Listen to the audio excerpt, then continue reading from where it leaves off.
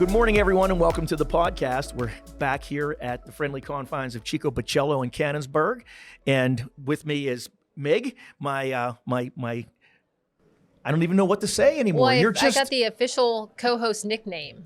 My last name is Migliaro, so I get the Mig a lot. I say that. Mig simply because I don't want to trip over Migliaro, it's because okay. like you gave me that look the last time, and I don't want to see that again because it's a little scary.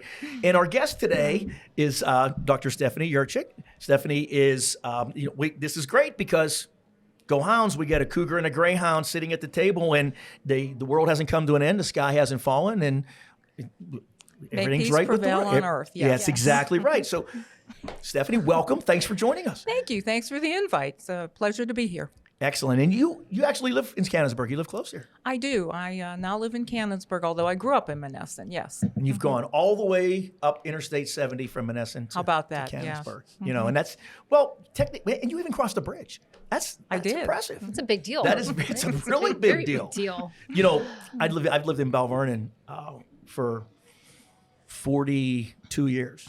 And still to this day, I left Shawray after high school graduation. And to this day, when people introduce me, they will say, "It's Jamie Protin, he's from Shawray." I still get it. I don't know how long I have to actually technically live there before I it's actually. It's going to be on your tombstone. I think so. so. Yeah. So they just want to make sure to separate that. We're not responsible for him. He's like across the river. That's right. So listen, one of the things, and we'll talk about a lot of different things, but I really want to jump into Rotary because Rotary, I do a lot of networking professionally and business development. I mean, that's a critical part of what I do, of my role. And Rotary is basically the original professional networking organization.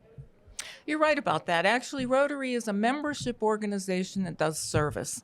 Mm-hmm. So around the world, we have 1.42 million people who are members. And what they're doing is connecting and creating lasting change for people. Mm-hmm. Sometimes they do that service work in their own communities. Sometimes they do it in other places around the globe. And every time they do service, they do it for themselves. It changes them as well. Absolutely. Absolutely. And one of the reasons the biggest reason why I want to talk about Rotary, and you've been a member of Rotary since 1991, Correct. You had said? Correct. But now you are going to be the second woman and the first American woman, U.S. woman, to be the president of Rotary International. That's right. Right now I'm serving as president nominee. I was selected for this role last August.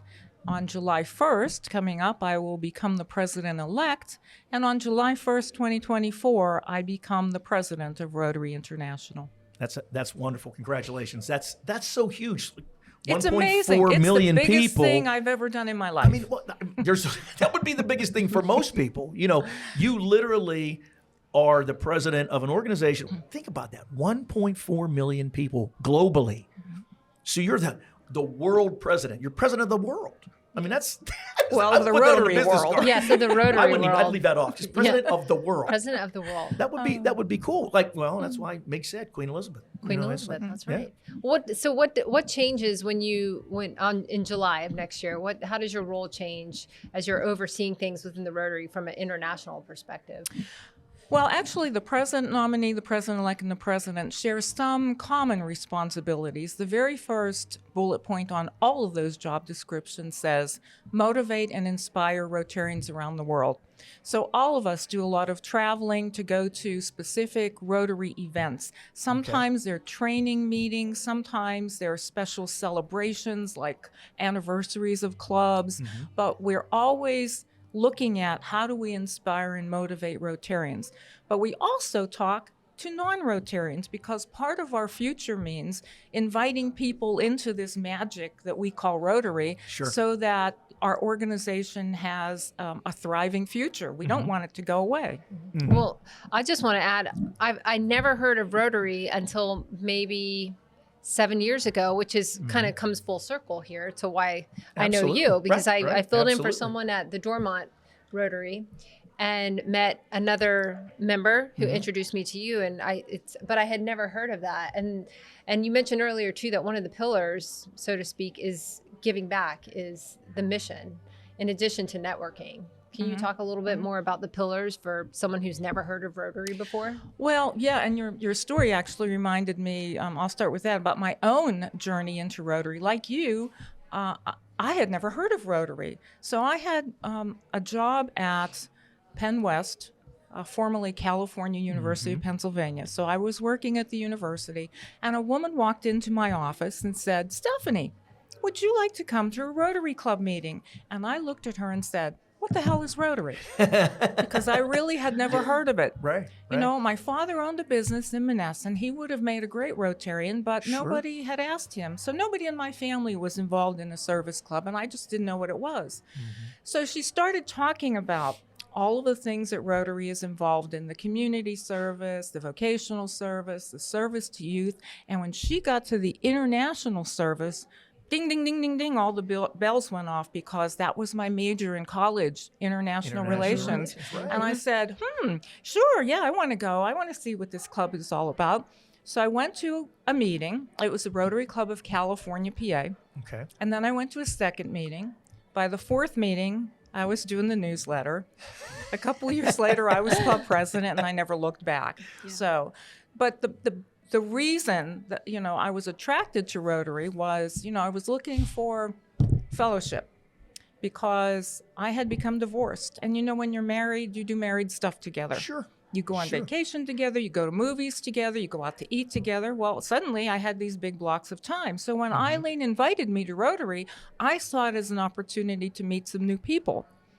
But it was the service. Once I got into the club and started to see all the activities they were doing based on service, that's what's kept me. So for the past 30-some years, it's always been a great way to put it, right? So the networking will get you to the meeting, but it's the service that keeps you there. Absolutely. And I think that's true for everybody. Yeah, that's awesome. So the process of you becoming president, I mean, it's multiple steps. How were you nominated in the first place? How does that process work? Well, our constitutional documents require that in order to be considered for the presidency, you have to have been a director on the board of directors. Okay. So I did serve on the board of directors in 2019 to 2021. And if you would have asked me during that period, are you interested in serving as president? My answer would have been, no way, because I just didn't see it in my future. However, I had the opportunity for several years to lead our strategic planning committee, and we did come up with this fabulous action plan that really, I think, is going to move Rotary into a thriving future. So I stopped and I realized where we were. And, you know, the plan had been adopted by the corporate Rotary, by the Rotary Foundation and Rotary International, but we still had work to do to get it down into the club level. Okay. Because the magic of Rotary does not happen where I'm going to be sitting in, you know, our headquarters. It happens in the clubs. It's still grassroots. Absolutely. Yeah, after that's all where this it time, is. So I saw that as an opportunity, because of my passion for the action plan, to really help move that, to help advance the plan. And so that's why I put my name forward. So what happens is, after being a director, you are able to put your name forward, and there is a nominating committee. People are selected from around the world to serve in that committee. So their job is to look at all of the applications or people who have nominated, and they call that down to 6 people. Wow. And then they interview 6, and that's how the president is selected. Interesting. That's quite a process. That's fascinating, because I mean, it's a global organization, right? And when you get your head around that, right? Anything that is international, global, whatever you want to call it, that's a huge deal. That is a huge deal. That doesn't happen every day. Whether it's a CEO of a corporation or the president of an organization like Rotary, I mean, it's like that is congratulations. That is just a really big deal. Thank you. You know, one of the unique challenges of leading an international organization is always keeping in mind it is an organization that has, you know, a global impact. Right. So your decisions can't be based on local tradition and local culture and custom. You have to take all of Rotary into consideration. And we know that Rotary operates differently in different places around the world. But when we were on the board, you know, the message was clear to us that when you make decisions, you need to come to consensus to decide what is best for all of Rotary, not just your particular area of the world. Is there a part of the world, a specific country where Rotary is more vibrant, vital than others? Is there some place that stands out that has really embraced Rotary and bought into it? Well, I would say India, because in India that's an interesting answer. There are waiting lists to get into clubs. That's how prestigious it is. And generally, it's captains of industry that are invited to be Rotarians. Where in our country, in North America, it's a little bit different. If you have the heart and the hands for service, you can become a Rotarian. And, there are all kinds of opportunities and different kinds of models. There's a place for everybody. But in India... They took me, which is... That's saying smart something. move. It was such a smart move. The standards just maybe a little bit lower. No. But in India, like I said, they have waiting lists. So there are people that wait years to get into a club. And that's fascinating because, in all honesty, and not joking around, everybody watching this expected you to say U.S. Everybody. That's because when, even saying Rotary International, the people that do get Rotary, that aren't a member of the club, that aren't immersed in it, they think national, they think not global, right? Even though it's called Rotary International. Correct. They think it's an American organization. It's a United States organization. It is in literally every country, every developed country. It's in over 200 countries around the world. But, we are headquartered in Evanston, Illinois. So that's why sometimes people may forget that, it's not just a U.S. And that brings it to small town America, right? Saying Evanston, Illinois, you don't think, if the headquarters was Newark or Chicago or Los Angeles, then, okay, yeah, I get international. But Evanston, Illinois? That's the headquarters. That's small town America. That's the Midwest. That's that just doesn't inspire international thoughts, or aspirations. Yeah. Well, we do have international offices around the world, but the actual headquarters is in Evanston. But, we recognize that having offices in other places around the world makes it easier for Rotarians to then reach out to staff, for whatever help they may need. I think you have a good India story, which I do want to get to, but I do want to ask you, can you talk, I'd love to learn more about, does each individual Rotary, how are they connected with their mission, their give back?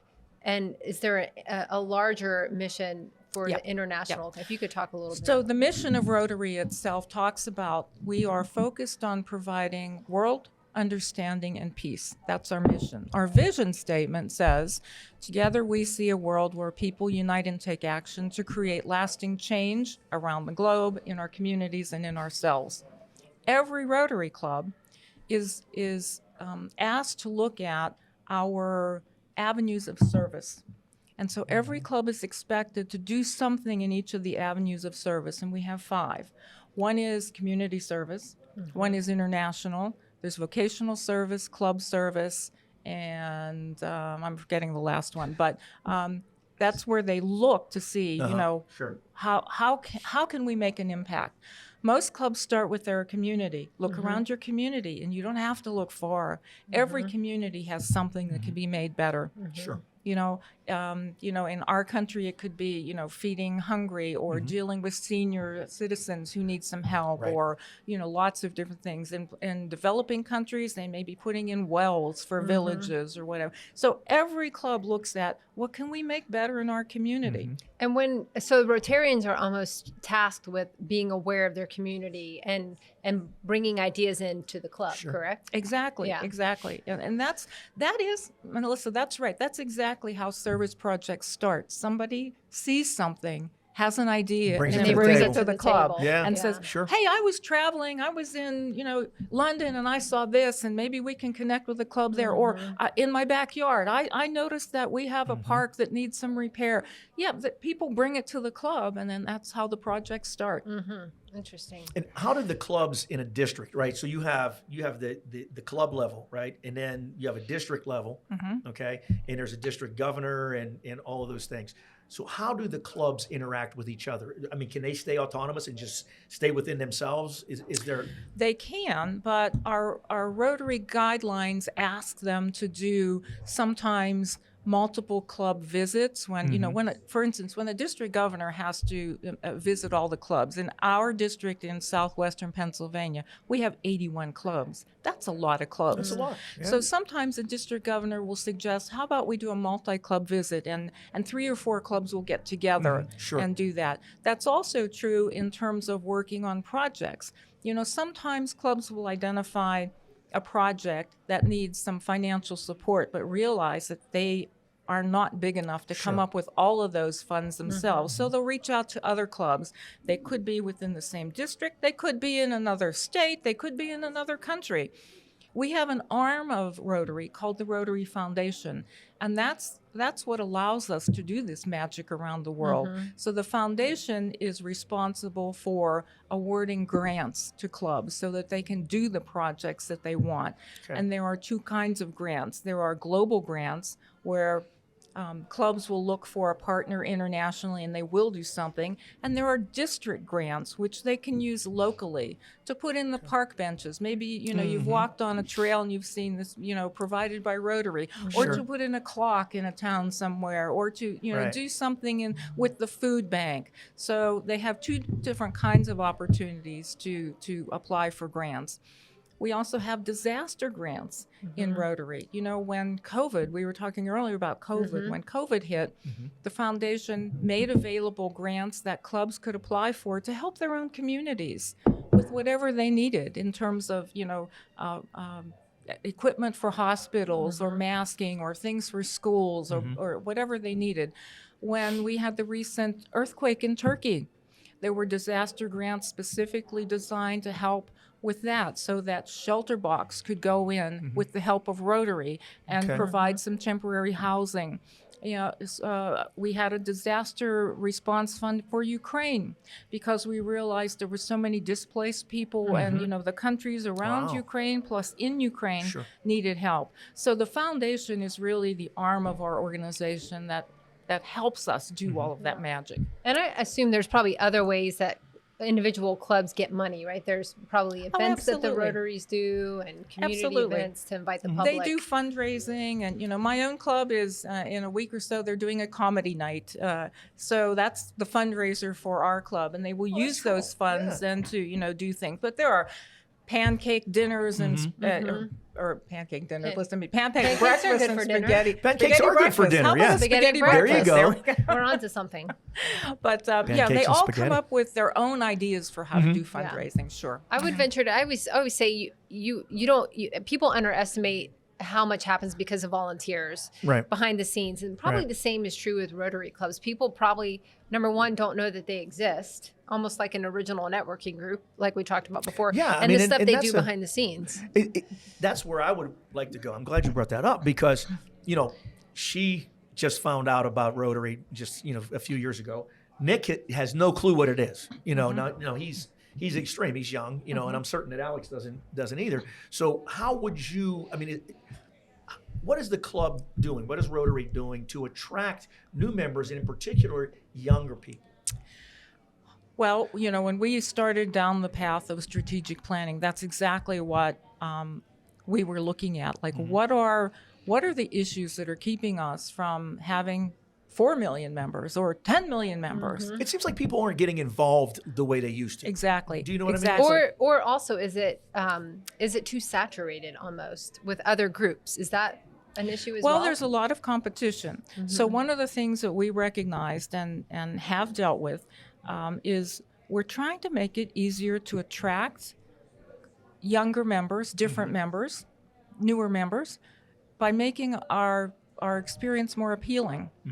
So I always talk about the fact that I want clubs and the events to be simply irresistible. Make them irresistible.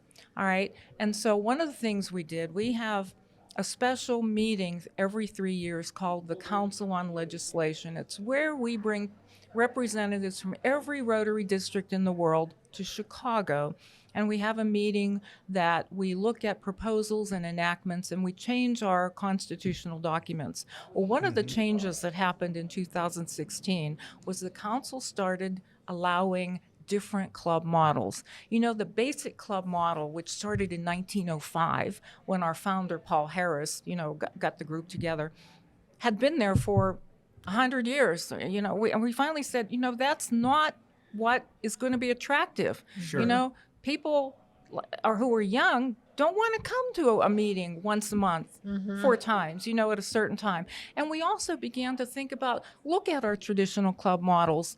Like, they're not going to go away, but look at them, okay? For instance, my club in McMurray, up until a few months ago, we met Wednesdays at noontime. Well, who are we missing in the community? Teachers can't come to that meeting. Right. Retailers can't come to that meeting. They have customers, doctors, attorneys, people who have clients can't get to those meetings. So this council then started looking at creating different kinds of opportunities. So we now have e-clubs. I love that. All right. We have passport clubs. We have satellite clubs. We have, all kinds of corporate clubs. At one time we had a corporate membership in McMurray for the township. So one week the police chief came, one week the school superintendent came. So there are different kinds of models now.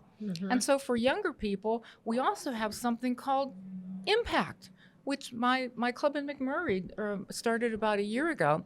Impact is a group of people who are attracted to service, but they're not attracted to meetings. So twice a month they go out and they do service, and they decide what they're going to do. They go to the food bank, they go to senior centers, they go to schools, wherever. And then they get invited to our socials, and they'll come to those. They can come to our meetings if they're invited, but they don't, because they're not meeting people. They're not meeting people. And then once every 6 or 8 weeks, we have something at night called Pizza, Beer, and Rotary. And we offer an evening so that they can learn. Pizza and beer, you got. Where do I sign? There we go. So they can learn about Rotary, because we realize they're not having meetings, so they're not hearing about Rotary news or what's happening. And that's really been attractive. When we inducted those Impact members, we went from 40 members to 55 members in one night.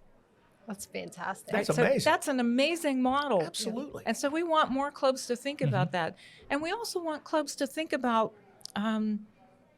the action plan that I mentioned, our strategic plan, because it's really a guide, and it has just 4 simple priorities, talking about increasing our impact, expanding our reach, making the participant experience more engaging, and then being more flexible. When clubs do that and figure out what it means for them locally, they'll become simply irresistible, and membership will take care of itself, because the people in the club, they won't want to leave. And the people who are out there looking in will say, what are those folks going doing on there? over there? I want to get involved. What's going on over there? Yeah. So that's really what the future holds for us. We want to move to simply irresistible. There you go. It really is quality over quantity in that case, and adapting to your audience and to the times with technology and the ability to have those e-meetings. It makes complete sense. Absolutely. Go ahead.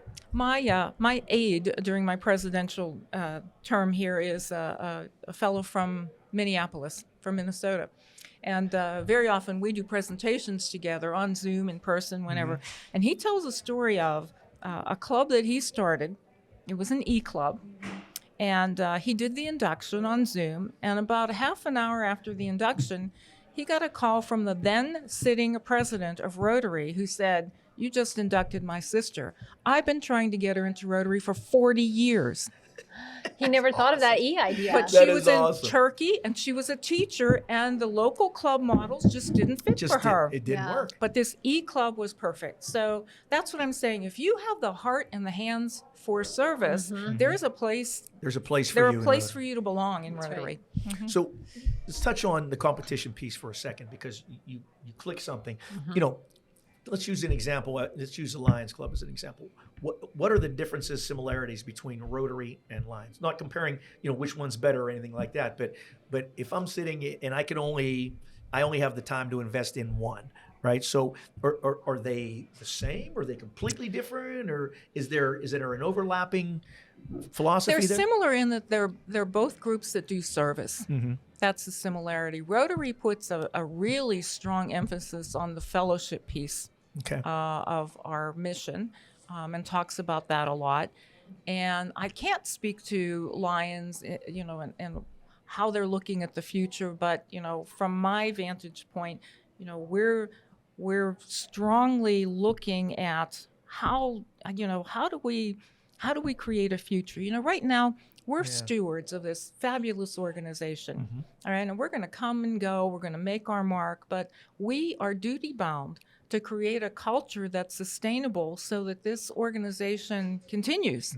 And so, that's where I'm looking at, what impact can I have? Sure. And so you don't see that as really a competition that, No. Because I think from what I get is that you both offer something, different things, some similarities, but in service, but they're really two very different organizations. So there's just not a need for a competition there. Right. Actually, in September, there's a day of service that's organized for Rotary, Lions, and Kiwanis.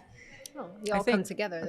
And on that day, each organization gets a message out to its clubs and members, and and so it's promoted as a day of service. That's excellent. That is. I think it's that mission and fellowship and stewardship that kind of differentiate. Not that one is better than the other, but we know a ton of networking groups, and I think that's the difference. Where some are more business focused and learning, but it's those foundational pieces that you have with the Rotary that just really separates from the bunch. Is the way that I see it. And I think that's really when you look at organizations like you said that we're involved with now, that there are a lot of younger people. The core model, the basic model is the Rotary model. I mean, it really is. The fun networking activities get you in the door. Like Peel, for example. Pittsburgh's Elevated and Emerging Leaders, Peel, PEEL, right? When you look at their mission, they have great fun events and luncheons and specific things that they do, workshops. But at the end of the day, they are giving back. They have a quarterly charity that that's their charity partner. And all money raised for that quarter goes to that charity, right? So it's a very similar model to Rotary. It's the fun stuff you see that they call themselves the Peel Posse, and they are fun. They're great people. They're professionals, and that gets you. Wow, this is exciting. This is fun. But then when you get in there and you realize, you know what? I'm doing some good here too.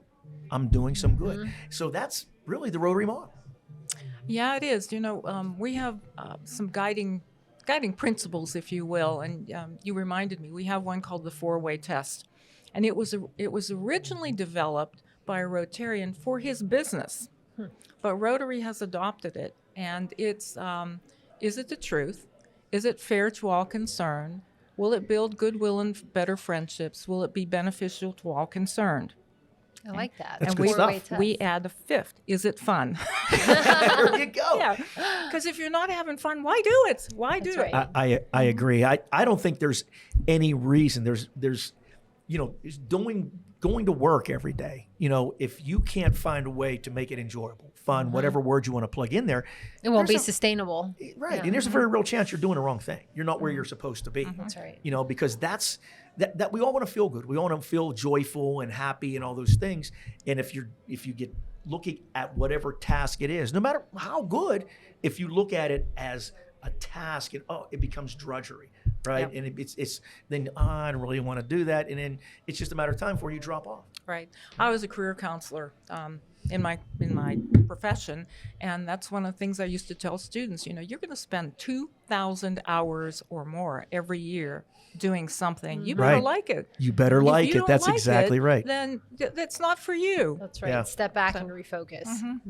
Yeah, we try to do that in engineering, which is the profession I've been in. Although I'm not a professional engineer, but I've been in this profession for 40 years, and it's very stressful. It's very complex. You're dealing with complex problems, multiple every day. If you can't find a way to make that fun, it's going to burn you out faster than you could ever possibly imagine. Absolutely. You have to. Doctors, you think about the pressures and the stresses. I don't know how you make being a doctor fun, but I'm certain if you making people well, you could figure it out. At your paycheck and then you realize that you're making that's your people well. There is healthcare, but I think that's a really big deal. You have to make life fun and enjoyable. That's the same with the approach to Rotary group or any network. You have to enjoy going to your group and giving back and really appreciate their mission, sure, and their values, right. or you. Sure. That's why I'm using and choosing the word irresistible. There's emotion tied to that word. Right. And when I say it, Rotarians, light up and they smile and I say, yeah, that's what we want. We want to get out of bed and say, hey, I get to go to Rotary today. Sure. That's exactly right. No, well, there's a song, right? Simply Irresistible. That's right. That should be your theme song. Well, it's my walk-up music. There, is it really? Yeah, it is. We should add that to the Awesome. podcast. That is awesome. Nick, we'll put that in Yeah. the intro. So happy Nick is to be here. He's so Yeah, I'm glad Nick is here. He's learning about Rotary he's today. irresistible too. Yeah, he's like, This Stop little talking, girl Jim. is Stop talking, irresistible Jim. too. Yes. I'm dying to hear this story. Yeah. So, one of the things I've been able to do in my career in Rotary is see our foundation at work. A lot of Rotarians don't have the opportunities to travel. They are committed to service and they'll support the foundation and support their club, but they don't get to travel. I've had an opportunity to travel. So one of the things that Rotary is involved in since 1985, our corporate project has been to eradicate polio from the face of the earth. It'll only be the second disease ever eliminated. We started by a big project in 1979, going into the Philippines and immunizing every child we could find. And from then just, became part of the Global Polio Eradication Initiative, and that's been our mission. In 1988, there were 125 countries that still had the wild polio virus. Today there are 2. that's amazing. Afghanistan and Pakistan, and they're just little pockets, little tiny pieces, not even the whole country. Well, in the year 2000, I had an opportunity to go on my first National Immunization Day. That's an opportunity for Rotarians on their own dime to travel to places where immunizations are happening. So I got to go to India. It was the last Sunday of January, and I went with a group from Pittsburgh. And we were part of the volunteers who were immunizing children that day, and 125 million children immunized in one day. And I thought to myself, how is that even possible? Well, it was That's possible absurd. because no Rotarian was at home. No government worker, no medical worker. Everybody was out getting the children and the families to the immunization Boots spots. on the ground. Absolutely. So there were a group of Rotarians who were taking us from place to place to place. And then, one place, I kept saying, or I said to a Rotarian, why do you keep moving us? If we stood still and we were just in one center, we could immunize more babies. And he said, oh, miss, you don't understand. When my Rotarians see that you've come all the way around the world out of your own pocket to do this, it gives them the energy to keep going. Sure. And I said, okay, I get it now. That's awesome. So that is awesome. one of the places we went to was a slum area. So the Rotarians stopped the cars and we got out and we had to walk through this slum, and it was like a maze. And thank God there were Rotarians with me. I'd still be walking through that maze. So we got to the place where they were going to immunize, but it wasn't quite set up. So those volunteers, we stepped to the side, and this little girl, who's in this picture, locked on me. She looked at me, and she never stopped looking at me. If I would move to the right, she was still looking at me. If I moved to the left, she was still looking at me. So when the line opened up, she got in front of me, and the woman with her was standing there, and this little girl started shaking violently. And so I said to the woman, I didn't know if it was her daughter or her child. I said, is your little girl okay? And she said, oh, she's fine. She's just never seen yellow hair and white skin. You're the boogie woman. Oh, No way. Well, despite being the boogie woman, she opened her mouth and she let me put those 2 little drops on her tongue. And today she is about 32 or 33, walking through the streets of Mumbai because of what every Rotarian and every person involved in the eradication of polio is doing to eliminate that disease. do you still stay in touch with her? I don't know her name. I don't know where she is. It's just but a moment. Yeah. It's just a moment. Yeah. That is so cool because she has no idea the impact she had on you. She doesn't. She doesn't. And she has no idea. And the fact that she's 32 years old. So this is probably, she looks to be 3 or 4 in that picture. So Yeah. basically 30 years ago, and you still are carrying that impact with you. And she's walking. That's the important part. She doesn't absolutely. have that, because I did see they're called crawlers. They're called crawlers. There are people who lost the ability to use their legs. In fact, the very first crawler I saw when we got from the airport into a car and we were, going into Mumbai, there are no lanes and there are no streets. You just go. You just go. Yeah, you just get in the flow and go. Yeah, so we were in this traffic jam because there was an elephant and there was a rickshaw. We were in this traffic jam and there was this tapping on the window. And I looked and there was a little girl on a skateboard begging. And the Rotarians in the car said, "Do not open the window. Do not give her anything." And that ripped my heart out because I wanted to help this That's child. terrible. Yeah. And she's, because if you do that, every child within, sight will be on top of the car. And so I couldn't do anything. Yeah, I get it. Yeah. Well, did you know that polio was still that? I didn't. No. See, because I think, Jonas Salk, everybody knows about Jonas Salk and the polio vaccine, which was in the 50s, right? So thinking that, and again, we think nationally, we don't think globally in this country, okay? Because it's like, in my backyard, polio is not a major issue any longer in the United States. But when you think about developing countries, and the fact that it's gone now down to 2 is just an amazing feat. But I think most people watching would not really get that polio was still that big of a deal. But it's only a plane ride away. Think about the news that we heard several months ago about the polio cases that popped up in New York. Yes. And they found polio in the wastewater in different cities around the world. It's probably the first time some people had heard of it. Exactly. Yeah, absolutely. And it, as a disease itself, you're right. It won't affect children in the United States because we've had a vaccine for so long. But what we do have in the United States is something called post-polio syndrome. Really? Yes. You may be well aware that there's a newscaster from KDKA who had polio. Yes. And he has spoken to Rotary events in Western Pennsylvania. He's an amazing guy. Totally amazing guy. The first time he spoke, he walked up on the stage. The second time he spoke, he walked up using the handrail. The third time he came to speak, he needed help. And he said, "The reason I need help is because the symptoms of post-polio syndrome are starting to appear." And that's typical. Does it come later? Sometimes. It comes later in life. Yeah, it's 50 years later. Wow. Okay, so we will have that. So that's what we want to stop. We don't want children to be crippled, and we don't want people to grow up having to deal with all of these issues. Absolutely, absolutely. I mean, that's a wonderful mission. I mean, it's something that everybody, but there's so much, right? There's so much. I know. I have people reaching out, organizations, and it's overwhelming at times, right? And your first instinct, if you have any empathy at all, is you want to help everybody, and then the realization comes in, I can't do that. I can't help everyone. So I think being able to follow the lead of an organization like Rotary and say, okay, let's take care of this. Let's eliminate polio. Then we can go on to something else. But let's one at a time, right? One battle at a time. And I think that's the way it's going to happen. Right?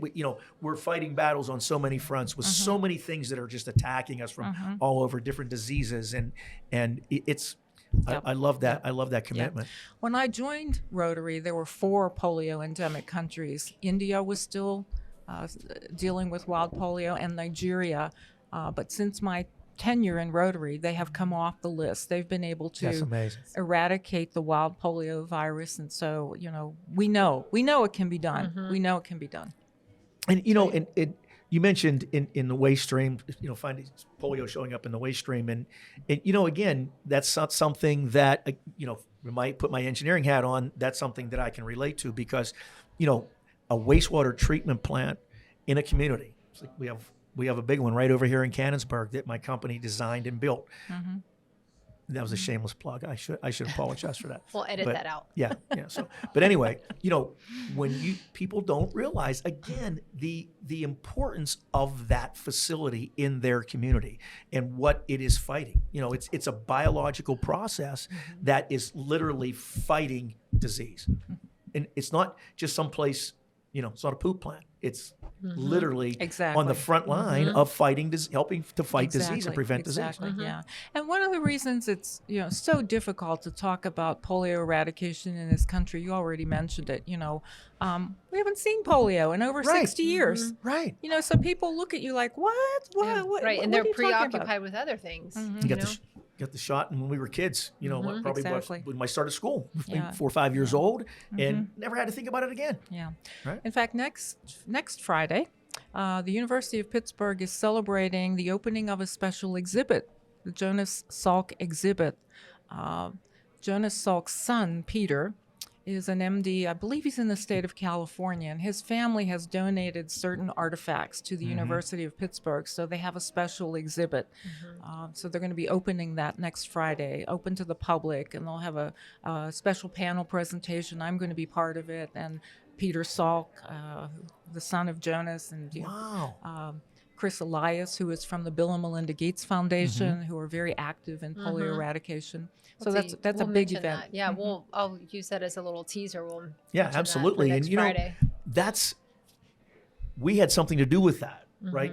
University of Pittsburgh, that's us. That's our school. Dr. Salk, and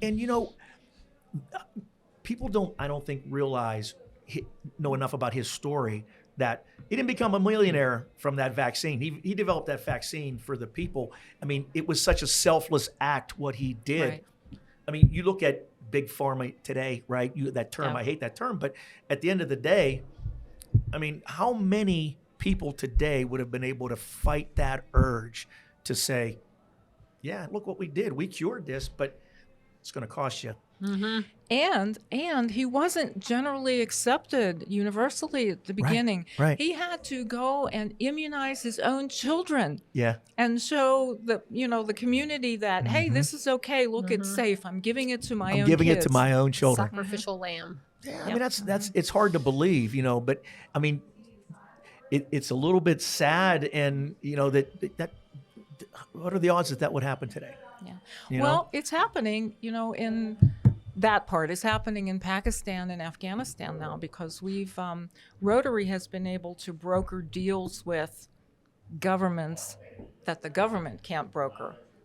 We have Rotarians who talk to the religious leaders in the Taliban and the other groups, and they've been able to broker ceasefires so that vaccinators can get into these little villages get the vaccine to the children who need it.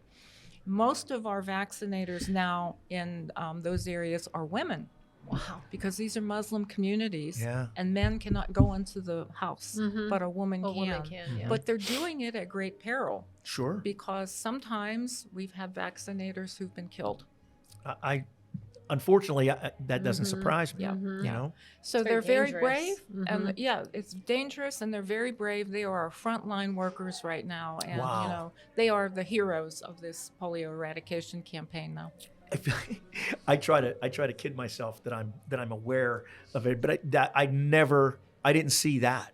I didn't see that. Yeah. I never, you talk about Rotary. I have an idea of what I've been involved in Rotary. I would Rotary, have never but connected. not that. That is. That's amazing. What a story of an organization. You said 1901? 1905. 1905.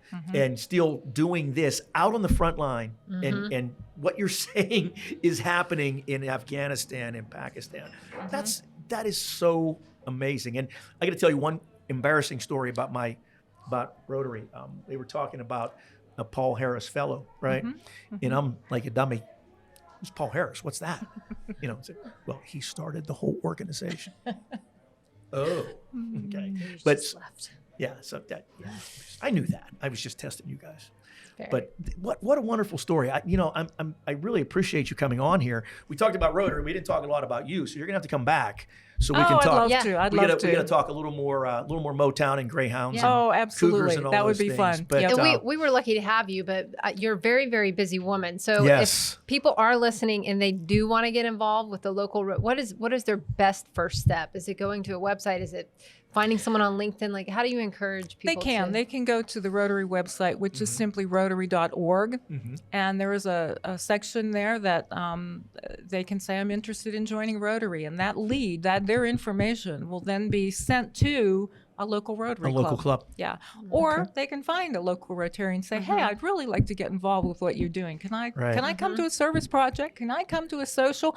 I wouldn't tell them to go to a meeting, okay? Because meetings can be intimidating because Rotarians start talking in acronyms, I went on an NID. Oh, I'm a PDG. Oh, that's when you lose them. Yeah, a new person would say, I don't know what they're talking about. What is that? But if you go to a service project, you really see this is the magic. This is what people are doing. So I'd recommend that. Great. Well, listen, thank you so much again, and congratulations. This is such a big deal, and we're going to put that out there and share it because, it's one thing being the president of an international organization, but being only the second woman and the first American woman to do it. That should be a headline in every newspaper, not only in Western Pennsylvania, but thank you. You're it's welcome. an honor to have you here, and we're blessed. Thank you so much. You're welcome. Thanks for the invite.